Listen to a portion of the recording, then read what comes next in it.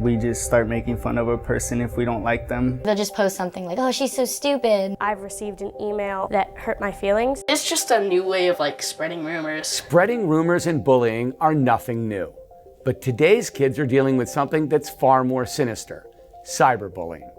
Kids are now using their cell phones and their computers to hurt, humiliate, and harass each other, and it's reaching epidemic proportions.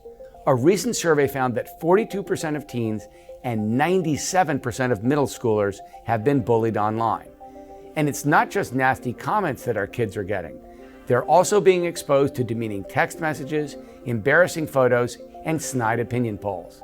What makes this type of bullying so disturbing is that it is constant, pervasive, and very, very public. It started off with just her saying, stay away from my friend's boyfriend. So then on MySpace, she started messaging me and telling me, oh, you better watch out, and threatening me and stuff. People hack on to each other's IMs or MySpaces and stuff, and then they pretend that they're them, and then they try to be mean or hurt people's feelings. I think teenagers attack each other on the internet because it's not that physical. I don't think we ought to. People have been mean and cruel to each other forever, but clearly technology makes all of the problems that have always been there, like gossiping and backstabbing and just being mean to each other, that much worse because it happens so much faster and it's so much bigger. In this 24/7 digital world, kids have many ways to be cruel. Shielded by anonymity, kids can now use instant messages, tweets, texts, as well as YouTube to tear other kids to shreds. Every comment or image can be copied, pasted, and sent to thousands in an instant. And once this degrading material is up, it can be extremely difficult to remove it. It doesn't really feel good, if you get threatened or talked about online.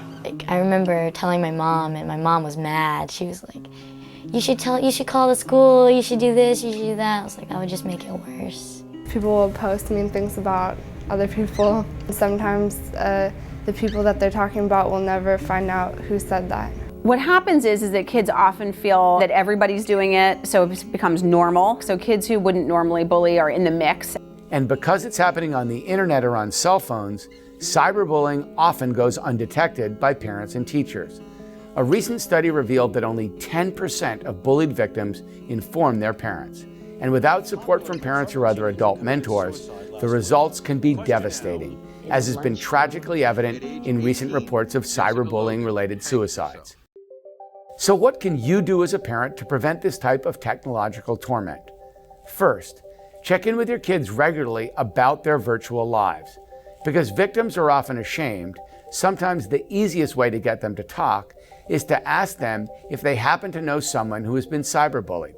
Second, establish a code of conduct. Tell them that if they wouldn't say something to someone else's face, then they shouldn't text it, IM it, or post it.